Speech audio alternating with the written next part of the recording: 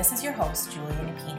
I am a clinical and forensic social worker who owns a counseling practice and a consulting business. In this show, we discuss the challenges of being successful in business while maintaining your integrity and staying true to yourself.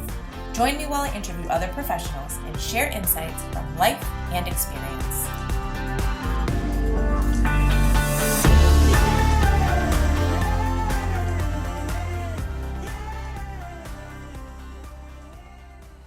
Let's talk about RingRx, our latest sponsor. RingRx is a high-quality, HIPAA-compliant telephone, text, and fax communications platform. They provide seamless, cost-effective communications for behavioral therapists, medical practices, hospitals, and other healthcare providers. RingRx is designed for modern healthcare environments. They offer customizable features like a phone app, automated patient outreach, voicemail, after-hours call routing, and top-quality desk phones. Try RingRx for free today at ringrx.com. And if you sign up using the code CLIMB, you'll get 15% off your monthly bill forever. Conditions apply. Hello and welcome to another episode of the Compassionate Climb podcast. Get ready, everyone. This is our first episode where we have two guests on the show. So we'll see how that goes. We have Jennifer and Meredith here from Move Forward Virtual Assistants, and I can't wait to learn more about them and share them with you all. So welcome, ladies, to the show. Oh my gosh. Yeah, thank you, Julia. We're so glad to be here. I'm Jennifer Crawford, one of the co-CEOs here from Move Forward Virtual Assistants. And we essentially provide certified mental health virtual assistants as well as certified mental health receptionists. And we provide administrative support for all aspects of growing mental health practices. We work with anything from a solo practice all the way up to pretty large group practices. We also offer some operational consulting packages. We have a community for practice owners called TheraThrive. So we are just really passionate about helping people get the mental health care they need through sort of the work we do behind the scenes, taking administrative burdens off the plates of the practice owners who are trying to grow thriving practices, but also thrive themselves. And that starts with getting the help that you need.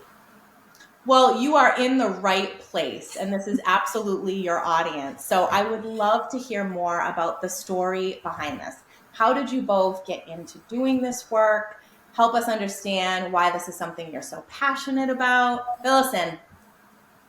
All right. Well, and our backstory is that Jen and I started working together like 2016 or so. We weren't working together. We were just networking with each other. A mutual friend had introduced us as people who should know each other. Was basically her whole thing. And Jen and I were like, yeah, it sounds great.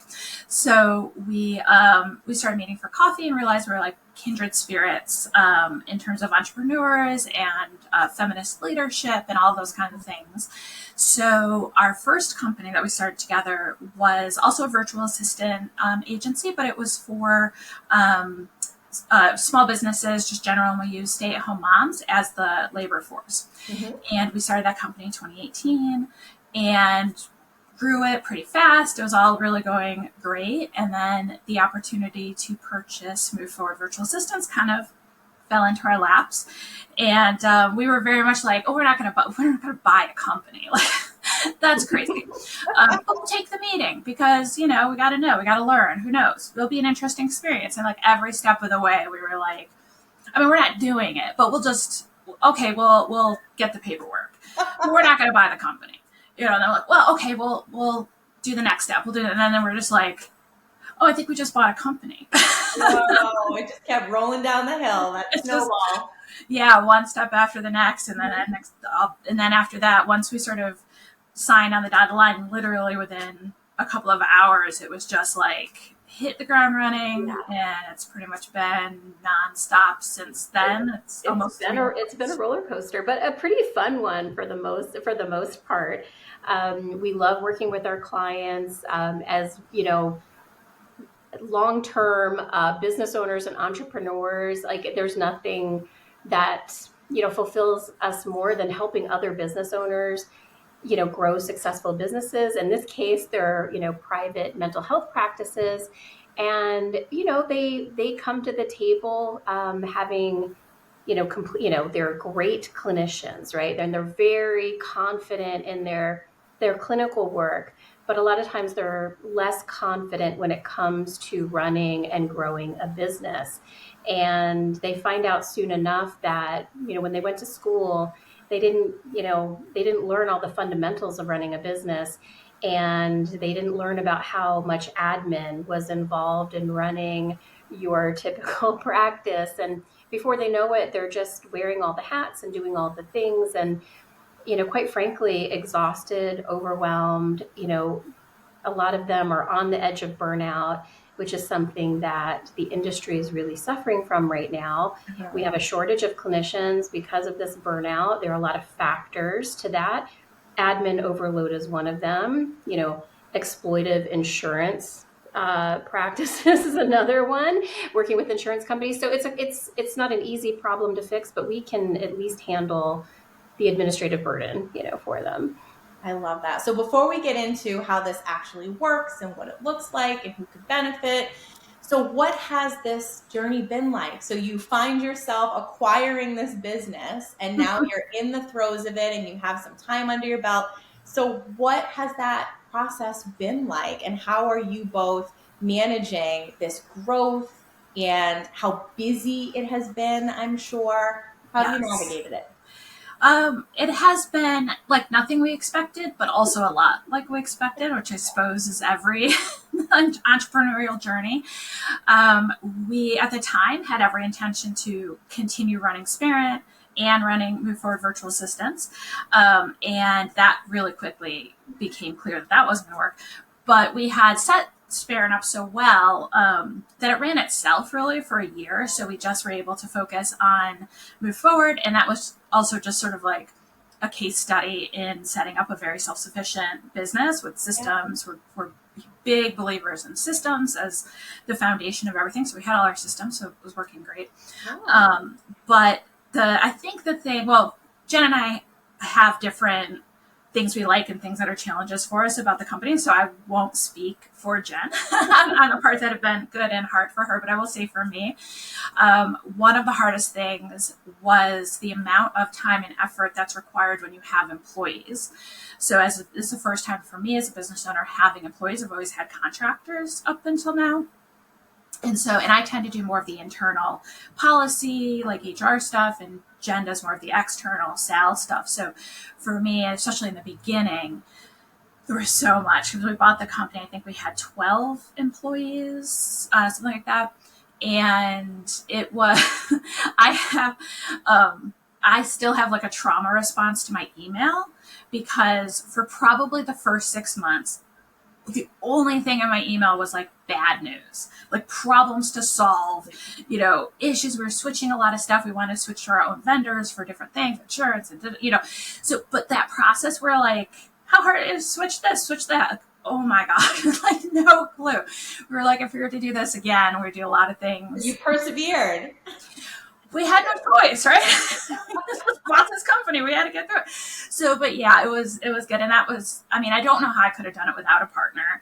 And especially one where we're different, because we balanced. So Jen was the one who saw that I was like slowly dying under like death by 1,000 paper cuts from all these freaking emails from employees. And our specific employees, I love them, but the act of managing employees in and of itself is a lot. So Jen was like, okay, we need to bring in fractional HR. We can't keep doing this ourselves. Like, you're burning out. Like, we're done. And I was just like, I never thought of that. Like, yes. Oh my gosh, yes. And that was a huge game changer, And so I still can't manage I still have a trauma response to my email. I had to get an assistant who reads my emails for me, because I can't, like, that'll probably be with me forever. Yeah. But since then, it's the final thing I'll say before I let Jen give her experience, but is the one thing we keep learning. We keep thinking like, oh, this year it's going to be calmer. This year we'll have the time to like do other things, or this year we won't spend every minute of every working hour running Move Forward. We'll be able to like whatever. And no, No, not yet. Maybe someday. But one thing gets solved or handled or smoothed out or automated and something else takes its place. Mm-hmm. So I think we finally reached the realization that we can't. This is it. This is our full-time jobs. There's no second companies. There's no part time. This is it. I'm with you there. I think, Jen, you would use the word roller coaster. I mean, it's just entrepreneurial journeys are roller coaster rides, period. Yeah. And I think when we get comfortable, that's like the other shoe is going to be dropping any moment. So. Yeah, I mean, I love the challenges. I think one of the reasons I love being an entrepreneur so much is that you're constantly learning. Yes. There's no just you got there, you made it, it's over. There's always another. Yeah. I mean, there's always something to learn. There's always something to figure out. There's always something, you work on your leadership, you work on your business acumen.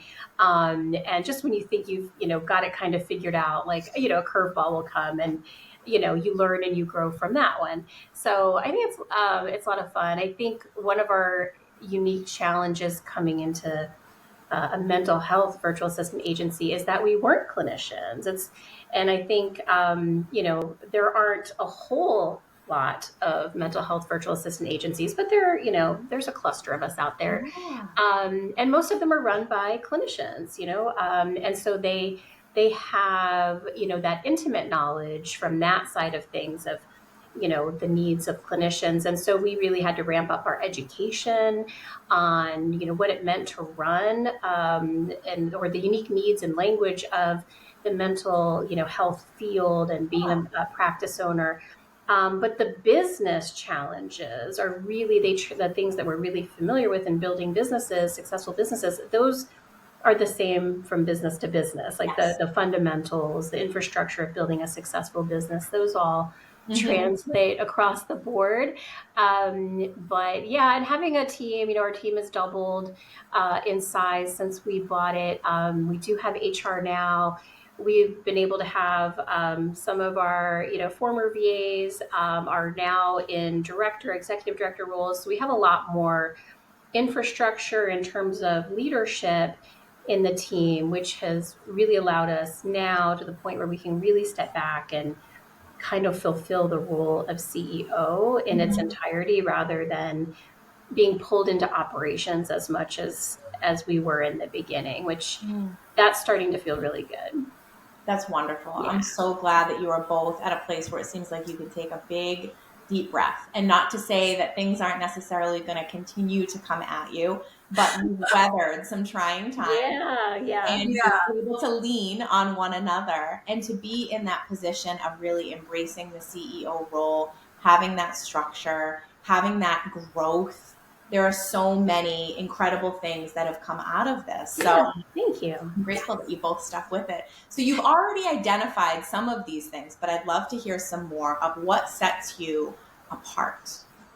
So some of the things I've been hearing are feminists, but I've also been hearing the certified component of those that you employ. So tell me more about that and additional things that set your company apart from other virtual assistant companies out there. Yeah, thanks for asking. That was something last year. The certification was something we put together last year after a lot of work, a lot of collaboration, and it is something that sets us apart. We really respected and wanted to honor the fact that our virtual assistants were very specialized. They understood, the mental health field. They understood the unique needs of mental health practices. They understand intake and scheduling and handling a crisis on the phone and responding to emails professionally and working on projects and creating spreadsheets and the call, all of these things. And we wanted to make sure that we had a distinction that set us apart. And so all of our VAs now go through and pass what we call the Certified Mental Health Administrative Professional certification, so the MHAP.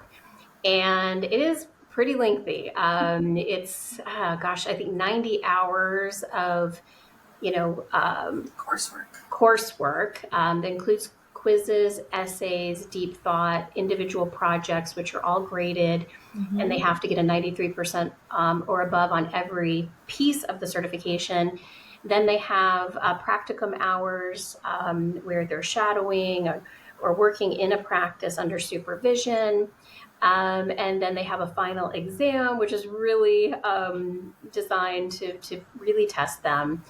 And so it's something that takes several weeks to achieve. And we're really happy that all of our mental health virtual assistants have this designation before they work with any of our clients. So it doesn't mean that they don't need to learn the practice that they are supporting, because every practice is different. So they don't just walk in and like, yes, I can run your practice. Just give me a minute. They still need to learn the individual practices, but they have experience working in EHRs and scheduling systems and intake, and they know that. So it's just learning your particulars, and then they are, able to professionally support your practice in a way that you as a practice owner can have a lot of confidence in. And internally, one of the things that having the certification did for us was also make sure that we knew that every virtual assistant knew the same things, was trained in the same things, understood what we expected from them across the board, because that was one of the problems we had to fix when we came in. Was the VAs, the previous business model was a little bit more fast moving than we were, and they were sort of like a lot of more moving on and off of VAs in and out, on and off clients, and we are a much more like methodical approach to things. But we were realizing there's differences in the skill sets, in the knowledge bases, in the understanding of what professionalism means. Like there were all these, and we kept running into problems as a result of that. And so that's the other piece of it, is back end constantly trying to engineer and re-engineer so that when we are talking to the clients and we can say, we guarantee this is what this is your service promise, that we're really confident that's literally what their service promise is going to be. So the idea for the certification sort of came from both sides, as does, I think, every great decision that we try to do. We need it to be a win for everybody involved. And so this let us, set ourselves apart in a way that also made it really easy to explain the difference between us and other agencies, but also internally to have faith and confidence that everyone was learning the same things. Yeah, that's a really great point. We also had to introduce a mental health receptionist certification, because we recently, this past year, added live call support, which is something that we resisted doing for a really long time until we couldn't resist it anymore. Just the fact was that our clients were telling us that their intakes and referrals were slowing down post-pandemic.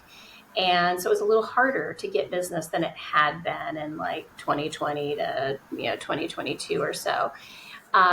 So we realized that response time was becoming a differentiator for practices, and if you had somebody that could answer the phone for those clients that are just needing help, and the first person they talk to sort of gets their business, if it's a good fit, we thought we would introduce those services to help close that gap for them. So we wanted to offer the same expertise, level of expertise with that service. So now all of the people answering the phones under, TheraRep by MFVA is our live call service. All of our, mental health receptionists have that certification. So they're answering the phone with that same degree of expertise and care that we would expect, from our VAs who do direct support for our clients. So it was a big year of certifications for us. I'm just thinking of what an undertaking that must have been for all involved. Well, I like how we sit here and we're like, oh, we're trying to wait for stuff to calm down, and we think we're in a phase where stuff's going to calm down. But then we launch a call service, like, you know what I mean? Like we do it to ourselves. So we've committed to not launching anything this year, because like last year was crazy. We did so many things. We launched, I don't know, a million things. But it's a struggle to we have to keep reminding ourselves like no launching. So we're like, well, next year we could do this, we could do that. So it's like the entrepreneurship curse in some ways, because we're just like, and we were just getting, really feeling confident, knowing all the ins and outs of running, move forward, and what our customer base was like, and what their bicycle was like and what they needed from us and what, all that kind of stuff. So we just decided to throw a call center in there because why just be comfortable? Right? So that's like that's got its own its own learning curve, its own roller coaster, like so different. That is entrepreneurial spirit to the extreme, right? And what I'm hearing is your ability to pivot. You're really getting a sense of what the need is and how you can meet that need and being mindful of how to set yourselves apart. And I'm thinking about how this certification is also such an incredible vetting process. Yes. And you have somebody that is considering coming on board to really commit to that expectation and the rigorous training. That must also be helpful, I would assume, on the other end, that if somebody has gone through that, not only do they now have this additional skill set and training, but they're showing that level of commitment early on. Yeah, absolutely. And we've used it just in that way, because that's the first thing they do when we hire. They have to go through the certification and the training. And it has been a litmus test for whether somebody is going to, work out long term. And we've had people that have just not made it. And, they had great resumes, they interviewed well, their references were great, they passed the background check, all of the above. But this work isn't for everybody. Like, no job is for everybody. So sometimes you just don't know until you are in it and you're actually doing it and you see everything that's involved. There's a lot of skill, both, technical skill and soft skills involved with, being on the other end of the phone or, being that first contact on the front lines of a practice where you're making sure they feel as cared for as possible until they're in the session with the clinician. Like, they have to be cared for from the very first contact with that practice, and we're responsible for that. So we take that very seriously, and we don't want anybody that's not going to thrive in that environment and live up to those standards. So the certification ended up being a great way for us to figure out like the really best fit for this type of work. It also helped us cut down on the amount of sort of like shock that some VAs would have, because before we had the certification, they would come on, they'd get a little bit of training, they'd get a client, and that would sort of be trained, and then they would get another client. And then most of our VAs support between 3 and 5 clients, depending on how big the client is. And we're very careful with how many hours and making sure that no one, works. We have a 30-hour work week, and so that's partly how we divvy it up.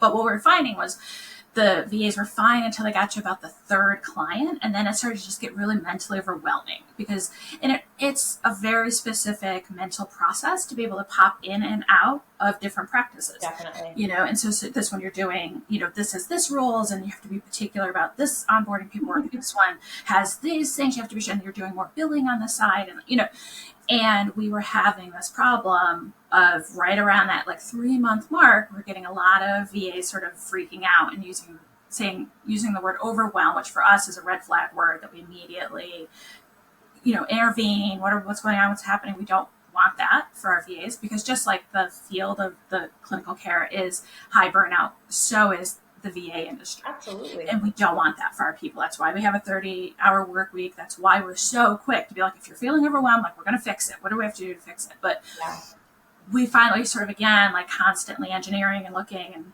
trying to make everything as efficient and as smooth as possible. We're like, okay, this is the standard sort of choke point that keeps happening. And it was taking a lot of resources for us to get through that. So what we hoped and what we found to be true is the people who have gone through the certification start to finish aren't having that. They're ready and they just go, and they can ramp up so much faster as well. So they can go from like finishing their certification, 1 client, 3 clients, 5 clients done, rolling, no problems. And so that was, again, from that sort of business owner standpoint, that solved a lot of problems, it created a lot of efficiencies, it had better consistency in our product, like the whole thing just all fell into place from that certification. Wow. So what an undertaking, but absolutely worth it. And, you can go into whatever the next venture is, because clearly that's not where things are going to stop for both of you. Much more solidly. Yes, for sure. I love that. So I'm thinking about how most people listening have an understanding of what a virtual assistant can do, and especially in a mental health practice. all of the basics.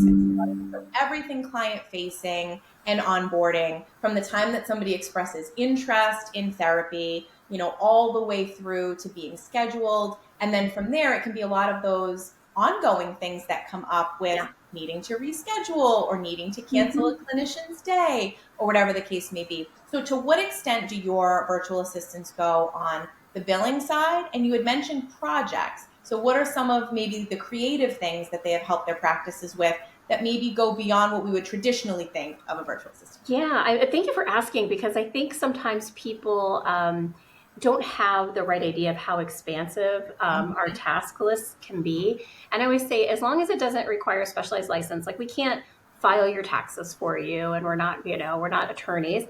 We can't give you legal advice, but there's so much we can do. And I guess I'll give you a couple of examples. Yeah. We have a mental health virtual assistant now, who works for a very large practice of ours, and she is helping them with PR. She actually reaches out to news stations, publications, newspapers. Like, she submits like ideas and press releases for them, and she has gotten them on multiple TV spots, published with guest articles and various publications. She handles their social media. And that's where she actually started. She started with their social media, and she was so good at it that they started getting people interested in interviewing them on podcasts and this. And then she just took it from there and said, well, heck, I can do, let's reach out to all of these other outlets. And now she's got a full contact list of PR contacts. And now she's like offering it out. She reached out to me on Slack yesterday. She's like, can you be in Richmond? How close are you? Because we have an opportunity to be on this, news station. And I was like, so, that is something that is maybe outside of the realm of what you would imagine your mental health virtual assistant can be. But the fact is, they're just really good at the details. And I think the other thing about, our team is that they have the passion. Like, they find this work so meaningful. They consider themselves in that practice as part of their team. So they are so invested in the success of the practices they support. A lot of our Slack throughout the day are announcements from our virtual assistants about accomplishments or, great news that, this practice just got this award, and, and we all celebrate, because we understand their success is our success, and, and that's important to us. And you asked about billing. We do billing support. So we do all the billing tasks you can imagine. The only thing is we don't consider ourselves a full service billing company. So we don't take full responsibility. It's still up to the clinic or the practice owner to double check their numbers and what's coming in and coming out. But anything you ask us to do, we'll do it. Claim submission, tracking down denied claims, all of that, sending super bills.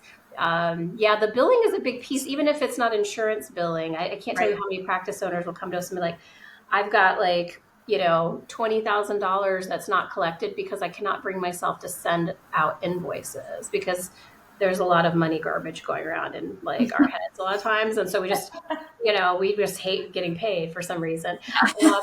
So it's just like they needed a VA, to come in, somebody to, outside themselves to, get the credit card updated, get the invoices sent out, remind people that their invoice is past due.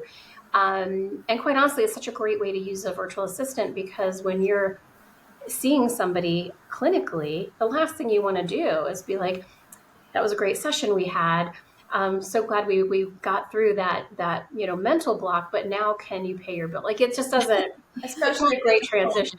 They're going through a divorce, they're losing their job. It's nice to have that. Yeah, you just hand them a Kleenex and then you want a credit card. So it's it's difficult. So we can be, your virtual support team can help keep you in your role as a clinician or a clinician owner. We can protect your boundaries by being that on the front lines and making sure that you're not caught up, on a call with a client that turns into a therapy session. So there are a lot of benefits to having somebody on your side that goes beyond just the day-to-day tasks too.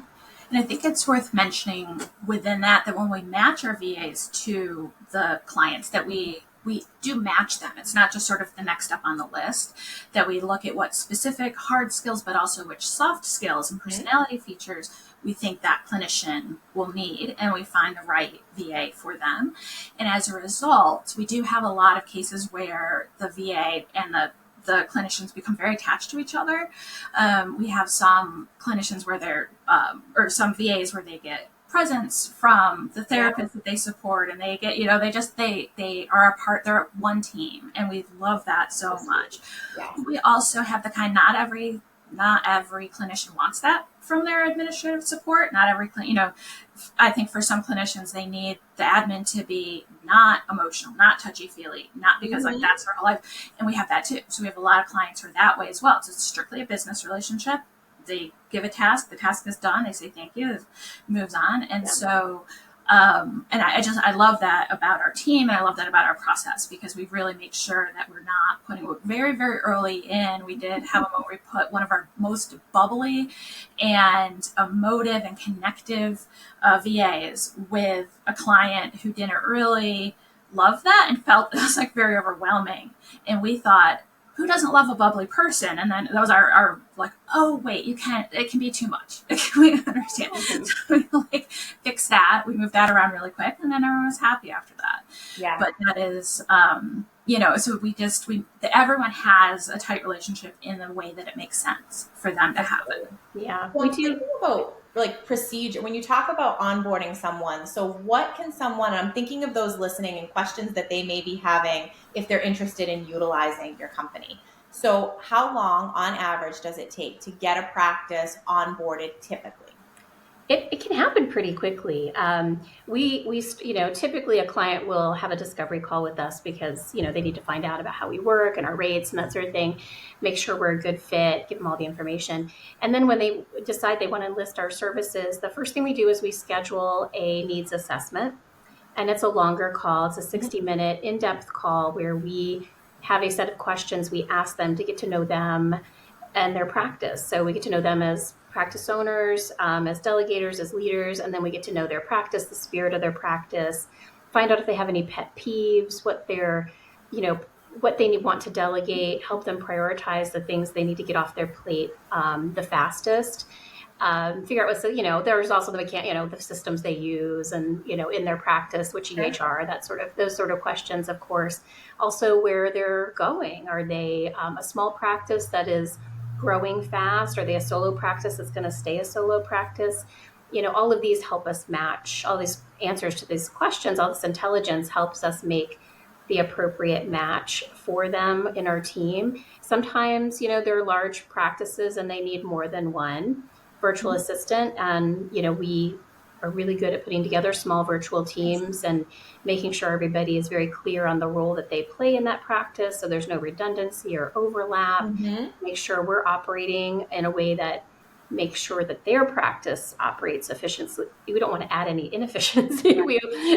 So we're really careful when we make those placements to make sure that we're going to achieve the outcomes. We do ask them about their what would be key performance indicators for them. And we revisit those after the onboarding period to make sure that we've met them or exceeded them. And if not, let's unpack what's happening. Have they changed? Or, do we come in and help a little bit more in some way? And is there a set process, dashboard, or is a lot of that open for discussion to kind of customize based on the practice? It's a pretty prescriptive process with room for customization. So we feel the first 6 weeks is sort of their official onboarding period. And that's the period where they're getting used to their VA, the VA is getting used to the practice. And that's the part where we always say, they may be experts in being a mental health administrative support, but they're not an expert in every practice. So they need that time to kind of get used to it. And another process sort of evolved over time was we have a series of emails that will go out over those 6 weeks, once a week, that sort of let the client know this is what you can expect from this stage of your onboarding. And again, that was because we had some clients who sort of thought day one, and I never have to think about my admin again. It's a magic wand, and they're reading my mind, and it's all great. And then 3 days in, and they're saying like, what's happened? Why? So we started. So okay, they don't know. It's not their fault. They don't know what to expect. So so that's part of the needs assessment conversation. But then we have these emails. This is what to expect this week. This is where you should be this week. If you're not here this week, if this isn't the level they're performing at, let us know. We'll make adjustments. And we have a survey in every one of those emails that no one fills out. But that's fine. But it's just like we want to know, because sometimes it's easier to answer some questions than actually hit reply and say, well, I'm not too sure. Just not everyone's comfortable giving feedback. So we try to just make it as easy as possible. And then ideally, and then they have the option to have a benchmark meeting at the end of that process where they can get on with our executive director of client experience and talk about how it's going, if they have issues.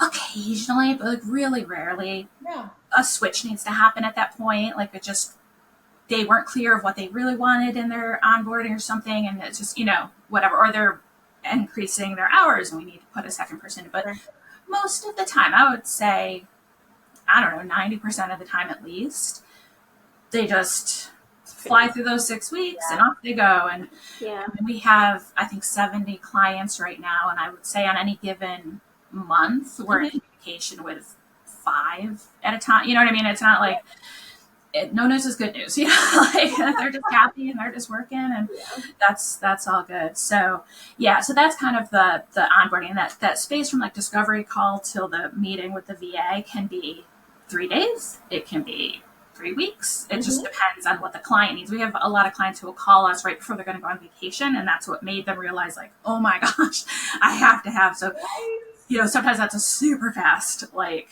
onboarding, or other times they want to wait till they get back from vacation. So we get it scheduled, and then, Is there any current wait right now if somebody were to reach out and they were interested?